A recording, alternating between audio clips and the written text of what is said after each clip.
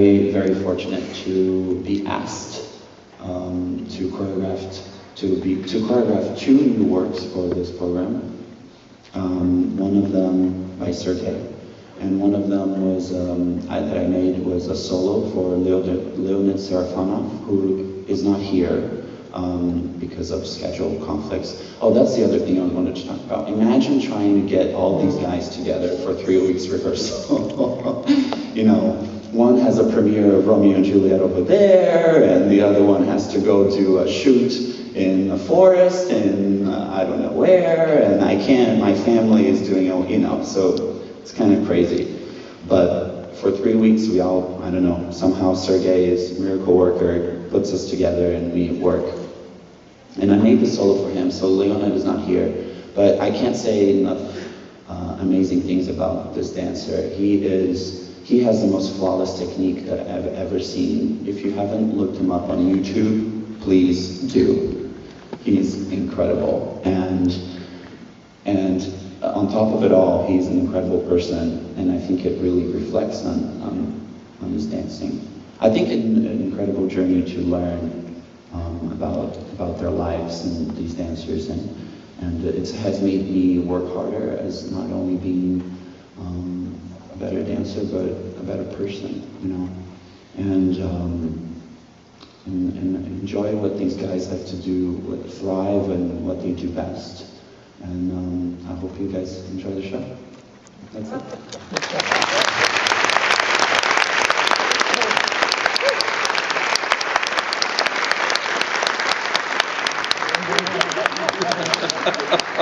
People, isn't that funny I did that?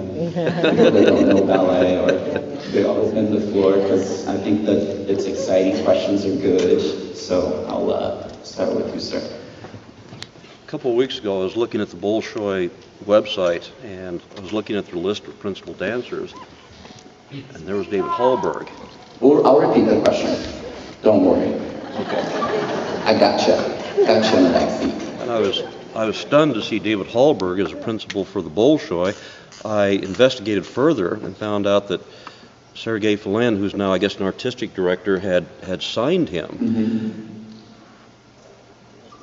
I know you can't speak for Mr. Hallberg, but that seems like an incredible undertaking. I mean... The question was, actually it wasn't a question, it's more of a comment. Well, I'm wondering, you know, what would your emotions, or what has he said, or you don't have how he feels about the fact that he's now in the Bolshoi? The question was about David Hallberg going to the Bolshoi Theater that has been announced, which was, I think, a very exciting thing. I can't speak for David, obviously. If you'd like to know more about him, I'm gonna interview David Hallberg in the matinee tomorrow. Not tonight, I'm sorry. And in the evening show, I'm gonna interview Guillaume Cote. So come back to the pre-talks. Okay, no, pre-performance talks. So he's not gonna leave any company. He's gonna be going back and forth, and most of his touring and his Met schedule is going to still be the same. I think it's incredibly brave, and that I have told David, and I'm sure if you're hearing me, he can hear me. He will agree, is that it's quite a step of courage to go to a company where they completely don't dance your own style. David was trained from a French school, and the Russian schooling is very different. So I think that it's going to open up his eye and his mind to dancing in a different way, to the Russians really conquer space in a very big way, you know, and I think that would be an exciting thing to learn for him. I don't know. I think that's just my opinion. But yeah, I think that's good. Okay. You're going to be doing 4 shows here. Are they all going to be exactly the same? Yes, we'll be doing 4 shows here. Tomorrow, 2 shows, matinee and evening, and then 1 matinee on a Sunday. And yes, exactly the same. On Sunday. Whom will you interview on Sunday? On Sunday, it's just going to be me. But I can maybe do a surprise for you if you come back. Will Seraphonov dance in New York? Yes. Without the balance of female dancers, so like I know if they were just all females, it would be kind of like an altar. What is it like for all males? You guys get jealous of each other? It's a frequent asked question actually. The question was how is the interaction, I guess, between us men and without women. You know, it's funny, the minute that you add ballerinas into the mix, everything changes. Good and bad. You know, and it's great because I think that what it does is that it pushes us to tap into our soft side, not to be always the masculine guy behind the woman, lifting them up and down, and there it is, and you know, it really taps into our of how fluid we can make a movement and the softness, you know. As far as competition, no, I really don't feel that at all. No, we all have such different, sorry? We don't have I don't think so. We all have such different qualities.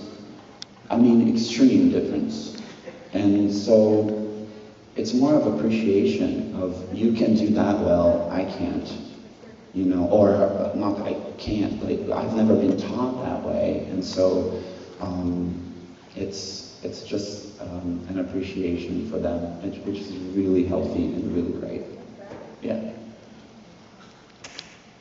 So the question was, how was it like to premiere the show in Moscow? It was completely overwhelming. I mean, for Guillaume and I went to Starbucks and name drop advertisement. We went to Starbucks together and we were just sort of like, what is this really happening, you know? Not only we were dancing in the show premiering, but his music and my choreography was going to be done for the first time to this audience that, much like you guys, see a lot of ballet. A lot. And so, you don't know what to expect, really. You don't know if it's going to go well or not. It's all in the hands of the dancers that after, like, you know, you raising a child, just kind of go into the world. But pretty exciting to premiere there, and just going to the theater and having that feel of tradition in the air, and then some of the dancers from, because each theater in Russia has a company, so each time we perform, some of the dancers would come and watch the show from the wings, and you know, it was very interesting. We weren't in the Bolshoi at all, but the Bolshoi now has no scaffolding, and it looks amazing. It's beautiful. I've looked at a lot of pictures of it. Yes, you should go. Are Russian audiences significantly different than American audiences? Yes. Of course, yeah. And which are different from Brazilian audiences that are different from, you know, anywhere that you go. Yeah, it's, you know, Japan, let's say, you know, there's different etiquettes in each theater. Some audiences clap in the middle of variations, some don't, wait until the end. In Russian, you know, they have this unison clap that they do when they like something very much, is everybody claps together, which is really quite beautiful. It's like they're doing a ballet already. And in Japan, they're very quiet, very polite until the very end, where they burst out with their emotions. And I don't know, yeah, and very much like in Brazil, in America also, you can kind of hear the audience a lot more here. When when something is funny or something is incredible, there's bursts of excitement, which we can really feel and really appreciate.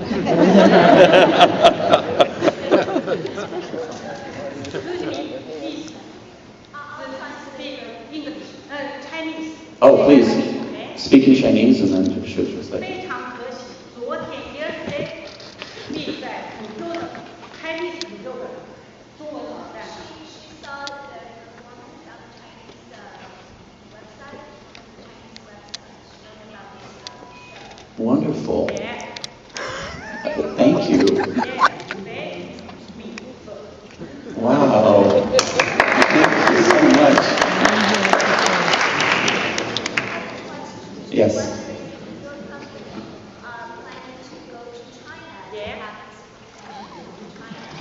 Kings of the Dance in China. I would love that to happen. 上亿的人看到。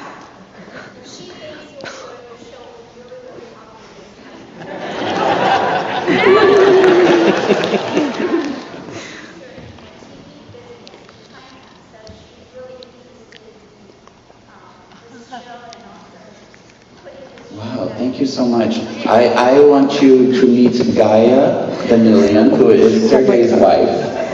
She's right here. And so she's this lovely, and so you can speak with her right after this talk and listen. I am there. 我昨天看到了4个 men 跳噔噔噔噔噔。 4 little swans. You want us to do 4 little swans? Is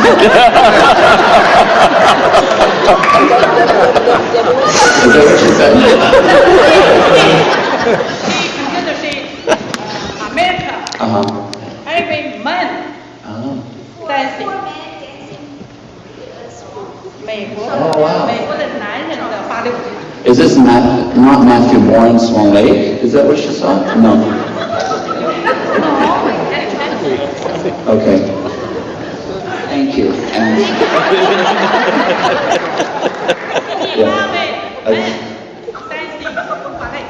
thank you. Okay, one more question, and then I have to get ready for the show. Yes, lovely lady up there. I was wondering if you have any advice for young dancers looking for careers in the ballet world. One thing is to say is to love it. Love it, love it, and love it. Because if you don't, if you kind of have doubts about this career, it probably maybe not for you. Get an excellent school, get excellent teachers, and have a good sense of humor and an open heart to laugh, to work really hard because you have to, but also I think that I forgot along the way when I was younger to laugh, to kind of, because I was always so goal oriented to becoming a principal dancer or to becoming a professional dancer. I didn't even think about becoming a principal dancer or even to any status. I wanted to just dance in a professional ballet company. And so I think that I forgot how to, I missed a lot of my teenage years. I didn't have them because I was just going from school to the classroom. Although I think that in order to have it, I think you need to have that, unfortunately. But don't forget to laugh along the way in the car from the school to the dance. Okay? You shouldn't do that. Thank you very much for coming.